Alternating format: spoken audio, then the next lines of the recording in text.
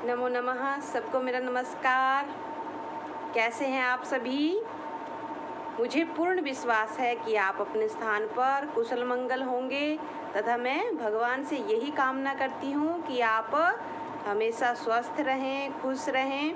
तो आज का हमारा विषय है संस्कृत में गिनती। आज मैं आपको संस्कृत में गिनती सिखाऊंगी। संस्कृत के विद्यार्थियों को संस्कृत में गिनती का ज्ञान होना अति आवश्यक है। तो सभी विद्यार्थी अच्छी तरह से गिनती को समझेंगे तथा याद करेंगे, क्योंकि याद करना विद्यार्थियों के लिए अति आवश्यक है। यदि आप समझ भी लेंगे, याद नहीं होगा, फिर आप भूल जाएंगे, तो आपने इसे याद भी करना है। तथा जिन्होंने अभी तक चैनल को सब्सक्राइब नहीं किया है वह चैनल को सब्सक्राइब अवश्य करें, ताकि संस्कृत विषय की जो मैं वीडियो डालती हूँ उन तक वो पहुँचे तथा वह ज्ञान प्राप्त करें, परीक्षा में अच्छे से अच्छे अंक लें। तो अब आप संस्कृत में गिनती को समझिए। संख्यावाची शब्द, इस तरफ अंक हैं, यहाँ पर संस्कृत में संख्यावाची शब्द एक, एकः, द्वौ, त्रयः, चत्वारः, पंच। इस तरह से आप देख लेंगे कि अंक के आगे संस्कृत में संख्यावाची शब्द लिखे हुए हैं। जैसे एक के आगे एकः, दो के आगे द्वौ, तीन के आगे त्रयः। इस तरह से एकः, द्वौ, त्रयः, चत्वारः, पंच, षट्, सप्त, अष्ट, नव, 10, एकादश।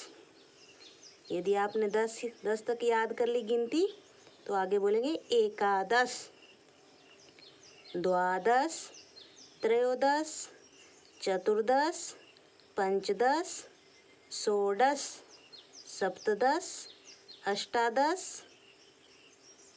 एकोनविंशति। इसको नवदश भी आप लिख सकते हैं। एकोनविंशति का अर्थ है कि एक नहीं है, एक कम है 20 से, तो हो गया 19। विंशति, एकविंशति, द्वाविंशति, त्रयोविंशति, चतुर्विंशति, पंचविंशति, षड्विंशति।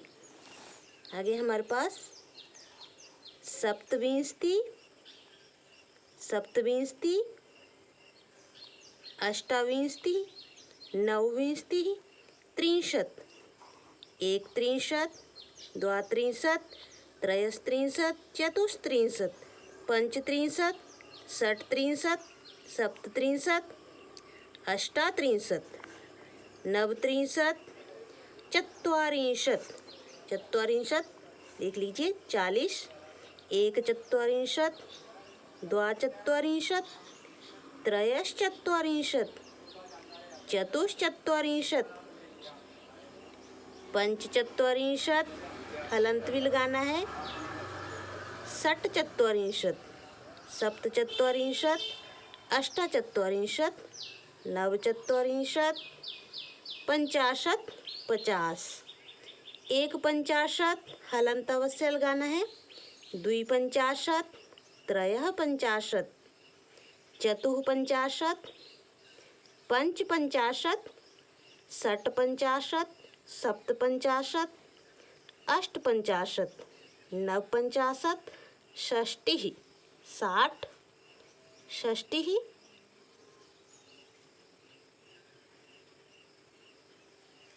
षष्टि 60, एक षष्टि, द्विषष्टि, त्रयः षष्टि, चतुःषष्टि, पंचषष्टिः। आगे है उसके बाद षट्षष्टि। यहाँ पे देखिए अंक, षट्षष्टि, सप्तषष्टिः, अष्टषष्टिः, नवषष्टिः, सप्ततिः। सप्तति, एक सप्ततिः, द्विसप्ततिः, त्रयसप्ततिः, चतुःसप्ततिः। यहाँ आप अंक भी देखेंगे जो हिंदी में लिखा हुआ है इस तरफ। चतुःसप्ततिः, पंचसप्ततिः, षट्सप्ततिः, विसर्ग अवश्य लगाएंगे, सप्तसप्ततिः, अष्टसप्ततिः, एकोनाशीति, एकोनाशीति की अशीति नहीं है, एक कम है अशीति से। इसको आप या तो नवसप्तति भी लिख सकते हैं, जो आपको ज़्यादा आसान लगेगा तो आप नवसप्तति ही लिखें। लेकिन यदि कहीं आप ने देखा होगा एकोनाशीति तो आपने उसको समझ लेना है कि एकोनाशीति का क्या अर्थ है।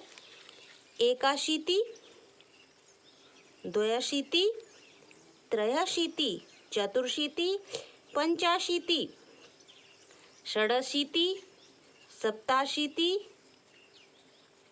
यहाँ पे संधि हुई है, यानी कि सप्तजमाशीति। इन सब में सप्ताशीति, अष्टाशीति, नवाशीति, नवतिः। नवतिः का अर्थ है 90। एकनवतिः, द्विनवतिः, त्रयोनवतिः, चतुर्नवतिः, पंचनवतिः, षण्णवतिः। षण्णवतिः अक्सर परीक्षा में पूछा जाता है, क्योंकि विद्यार्थी यहाँ पे कंफ्यूज होते हैं, तो ध्यान से देखेंगे। षण्णवतिः, सप्तनवतिः, अष्टनवतिः, नवनवतिः, शतम। शतम करते हैं 100, शतम और खत्म। तो गिनती 1 से 100 तक संस्कृत में खत्म हो गई। तो इसको आपने अच्छी तरह से क्या करना है, समझना है, लिखना है। ध्यान से देख लीजिए इसको।